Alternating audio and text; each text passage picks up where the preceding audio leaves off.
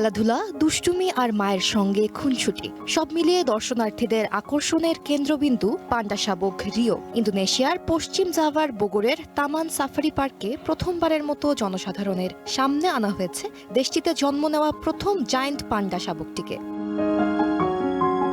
গত বছরের ২৭ নভেম্বর কৃত্রিম প্রজনন পদ্ধতিতে জন্ম নেয় রিও। জন্মের সময় তার ওজন ছিল প্রায় ২০০ গ্রাম। রিওর বাবা কাইতাও এবং মা হুচুন দুইজনকেই চায়না থেকে সংরক্ষণ কর্মসূচির অংশ হিসেবে ইন্দোনেশিয়ায় আনা হয়েছে।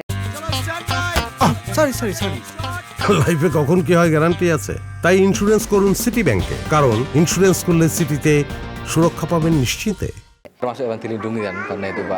এই পান্ডাটি আসলে একটি প্রায় বিলুপ্ত প্রজাতির। একে সংরক্ষণ করতে পারছি বলে আমরা গর্বিত। শিশুরাও এটিকে সরাসরি দেখতে ও তাদের সম্পর্কে জানতে পারছে। মায়ের সঙ্গেই ঘুরে বেড়াচ্ছে ৭ মাস বয়সী রিও। কখনো কাছঘেরা দেয়াল বেয়ে ওঠার চেষ্টা করছে, কখনো কাঠের খুঁটিতে চড়ছে, আবার কখনো খেলায় মেতে উঠছে মায়ের সঙ্গে।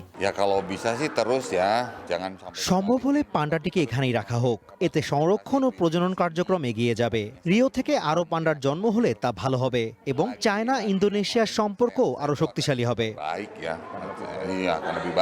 বিশেষজ্ঞদের মতে বিশ্বের সবচেয়ে বিলুপ্ত প্রাণীগুলোর একটি জায়ান্ট পান্ডা। তাই রিওর জন্ম শুধু ইন্দোনেশিয়ার জন্য নয়, বরং বৈশ্বিক পান্ডা সংরক্ষণ প্রচেষ্টার জন্য গুরুত্বপূর্ণ অর্জন।